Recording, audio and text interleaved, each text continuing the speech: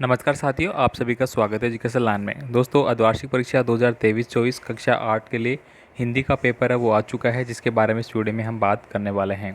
तो साथियों, आपसे रिक्वेस्ट है, प्लीज़ चैनल को सब्सक्राइब जरूर कर लेना, ताकि सारे आपके अर्धवार्षिक वार्षिक के पेपर है वो आपको चैनल पर मिल जाएंगे। जैसे जैसे वीडियो अपलोड होगा उसका नोटिफिकेशन आप तक पहुँच जाएगा, इसलिए बेल आइकन को भी दबा के ज़रूर रखना। यहाँ पे देखिए दोस्तों, फटाफट मैं आपको बता देता हूँ, इन सारे प्रश्नों को आप नोट डाउन कर सकते हैं। बाकी पीडीएफ फाइल के लिए दोस्तों आपको टेलीग्राम पे और हमारा जो व्हाट्सअप ग्रुप है वहाँ पे हमें फॉलो कर लेना है। वहाँ उसका लिंक आपको डिस्क्रिप्शन बॉक्स में मिल जाएगा। पहला क्वेश्चन देखिए, कविता ढाउनी में किस ऋतु का वर्णन किया गया है। ये कविता आपको पढ़ा दी गई है और इसमें किस ऋतु का वर्णन किया गया है, इसमें बसंत ऋतु का वर्णन किया गया है, तो आपको बसंत सही करना है। कवित्री के अनुसार यह समय कैसा है। सबसे कठिन समय है, सबसे कठिन समय नहीं है, आराम का समय है, थोड़ा कठिन समय है। तो जो कविताएं आप पढ़ रहे हैं उसके हिसाब से आपको आंसर देना है। लेखक बदलू को कहता था, लेखक बदलू को क्या कहता था। मामा, चाचा, काका, बदलू, नाना। इसके बाद देखिए, वी उपसर्ग से बनने वाला जो शब्द है वो कौन सा हो जाएगा। अब दोस्तों, आपको उपसर्ग और पढ़ते हैं वो दोनों दो दो तीन तीन याद कर लेने हैं, ये परीक्षा में ज़रूर आएगा। अब यहाँ पे देखिए, वी उपसर्ग से बनने वाला। अब देखिए, कमज़ोर में उपसर्ग का मतलब क्या होता है, जो पहले लगता है। अब वी में पहला में लग रहा है, वी प्लस शेष। ठीक है, तो ये क्या बन गया आपका, विशेष। तो ऑप्शन नंबर मेरा ये ग वाला सही आंसर हो जाता है। किस शब्द में ई प्रत्यय जुड़ा हुआ है। अब ई प्रत्यय, प्रत्यय क्या होता है, देखिए प्रत्यय जो होता है वो शब्द के क्या लगता है, अंत में लगता है। ठीक है, ये आप ध्यान में रखना। और जो उपसर्ग है वो शब्द के पहले लगता है। अब यही देखना हमें। तो देखिए यहाँ पे ई प्रत्यय जुड़ा हुआ है, कौन से शब्द में जुड़ा हुआ है। ठीक है, तो यहाँ पे देखिए मैंने भरा मोर प्लस, मैंने भरा मोर प्लस नी। ठीक है, तो न प्लस ई बन जाएगा नी। ठीक है, इसके अंदर हो गया एक तो मोर में। ठीक है, तो मेन शब्द आपको देखना है। इसके बाद देखिए, देव प्लस ई, देवी। इसके बाद नदी दिया गया आपको, नद प्लस ई। इस प्रकार से तो होगा नहीं, नदी तो अपने आप में पूरा है। बुराई का क्या हो जाता है आपका, बुरा प्लस ई। ठीक है, तो बुरा मतलब बुरा व्यक्ति वगैरह।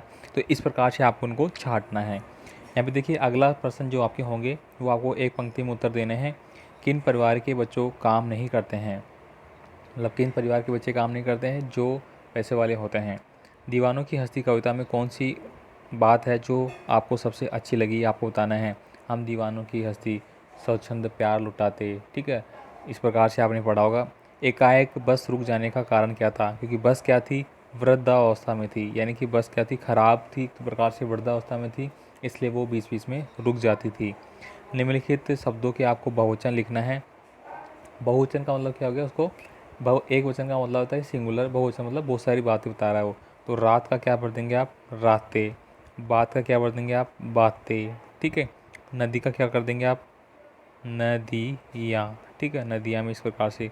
लड़का का आप क्या कर देंगे, लड़के। ठीक है, इस प्रकार से लड़के आप लिख देंगे। इस प्रकार से सबका बहुवचन बन जाएंगे। अब यह देखिए, निम्नलिखित शब्दों के दो दो पर्यायवाची लिखने हैं। पर्यायवाची का मतलब क्या होता है, इनके समान ही आपको लिखना है। बादल, बादल का आप लिख सकते हैं नभ, गगन। ठीक है, आकाश, सिर्फ आकाश होगा गगन का, तो बादल का आप नभ भरेंगे। ठीक है, इसके बाद जलद भी भर सकते हैं। यहाँ पे देखिए, आकाश, आकाश का क्या क्या आप भर सकते हैं, आकाश का आप अंतरिक्ष बन सकते हैं। ठीक है, नभ भर सकते हैं। ठीक, इस प्रकार से आप भरेंगे व्योम वगैरह। इसके बाद देखिए, अगला प्रश्न जो आपका है, कबीर ने मनुष्य को अहंकार छोड़ने का संदेश क्यों दिया है। सिनेमा ने बोलना सीखा का क्या अभिप्राय है। ठीक है, पत्र धरोहर हो सकते हैं लेकिन एसएमएस क्यों नहीं, तर्क सहित बताना है। दोस्तों, इस प्रश्न को आपको जैसे रट लेना है, 100% आएगा। और जो बोर्ड परीक्षा आपकी होगी वार्षिक वाली, उसमें भी ये प्रश्न आता है। इसके बाद देखिए, निम्नलिखित में से किसी एक पद्यांश की सह प्रसंग आपको क्या करनी है, व्याख्या करनी है। ठीक है, तो यहाँ देखिए, नहीं ये कठिन समय, सबसे कठिन समय नहीं है, अभी भी दबा है चिड़िया की चोंच में तिनका और वह उड़ने की तैयारी में है।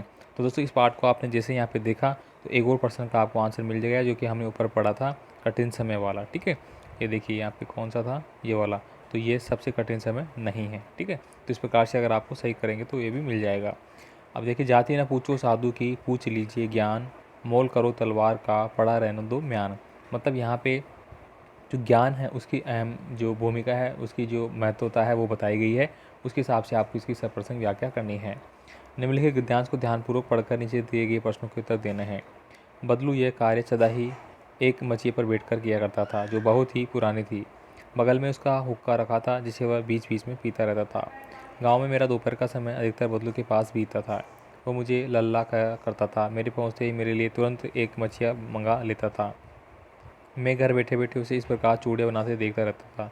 लगभग रोज़ ही वह 4-6 जोड़े चूड़ियाँ बनाता। पूरा जोड़ा बना लेते, पर उसे बेलन पर चढ़ाकर कुछ क्षण देखता रहता, मानो वह बेलन न होकर किसी नव वधू की कलाई हो। ठीक है, तो ये प्रश्न भी आपका आ रखा है। अब यहाँ पे देखिए प्रश्न क्या थे, बदलू किस प्रकार किस पर बैठकर काम किया करता था। तो आप यहाँ पे भर देंगे, पहली लाइन में आपको मिल जाता है, मछिए पर बैठकर वो काम किया करता था। बदलू किसके पहुँच से ही मछियाँ मंगवाता था और क्यों। तो दोस्तों यहाँ पे बोला गया है, तो एक लेखक के बारे में बोला गया है। ठीक है, तो लेखक के जाते ही, ठीक है। दोपहर के समय प्राय कौन किसके पास रहता था, तो वही लेखक हो जाएगा यहाँ पे। ठीक है, इसके बाद देखिए यहाँ पे अपने विद्यालय के प्रधानाचार्य को या प्रधानाध्यापक को स्थानांतरण पत्र, यानी कि दोस्तों आपको टीसी की जो एप्लीकेशन है, ठीक है, वो आपको लिखनी है।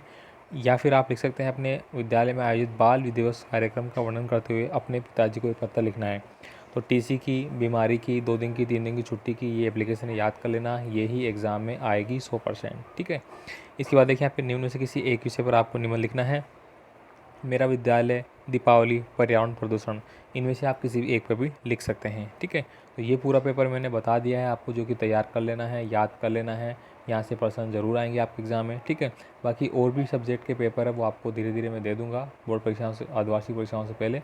इसके अलावा बोर्ड परीक्षा के पेपर है वो भी मैं आपको बता रहा हूँ, सेम एज इट इज़ आपको बता रहा हूँ, वे के वे पेपर आएंगे एग्ज़ाम में। ठीक है, बस आपको विश्वास करके पढ़ना होगा। बाकी आपका कोई कमेंट हो तो आप कमेंट कर देना।